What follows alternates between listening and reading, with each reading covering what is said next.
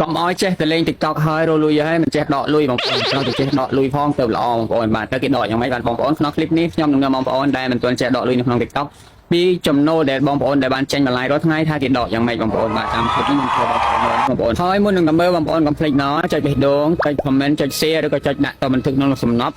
ឲ្យខ្ញុំផងបងប្អូនទៅថាคลิปខ្ញុំមានប្រយោជន៍ហើយបងប្អូនដែលមិនទាន់បានចុច follow ទុកម្នាក់មួយឬក៏ចុចតរូបកណ្ដឹងដើម្បីបានចែងទឿនដល់ពេលដែលខ្ញុំ live បង្រៀនពីការរកលុយក្នុង TikTok និងការចែករំលែកឲ្យបងប្អូនใน TikTok មានប្រសិទ្ធភាពម៉ោង7ដល់ម៉ោង9 TikTok គេនឹងចែងទឿនដល់បងប្អូនចឹងគេធ្វើយ៉ាងម៉េចបងប្អូនរបៀបដកលុយនៅក្នុងការដែលយើងរកហើយយើងមិនទាន់ដឹងពីវិធីដកលុយនេះជាបញ្ហាបងប្អូនមួយចំនួនធំមែនទែនដែលមិនដឹងថាដកលុយយ៉ាងម៉េចចឹងមើលคลิปនេះបងប្អូនទៅជាមួយនេះថាគេដកលុយយ៉ាងម៉េចបងប្អូនធ្វើតាមคลิปនេះហើយបងប្អូននឹងអាចដកបានអូខេតោះចូលមក profile ចុចត្រី3ខាងលើនឹងមកចុចបន្ទាត់ទី2នេះមកបងប្អូនបន្ទាត់ទីបងប្អូនចុចចូលទៅវាលោតមកអញ្ចឹងបងប្អូនចុចដល់កន្លែងមើលនេះមក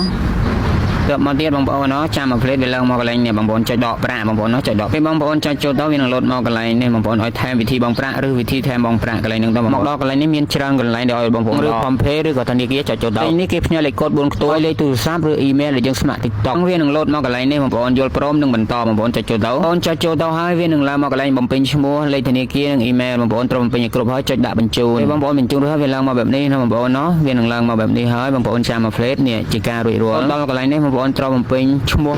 លុយដែលបងប្អូនត្រូវការដកចំនួនប្រមាណបងប្អូនបំពេញកន្លែងហ្នឹងទៅបងប្អូនចង់ដក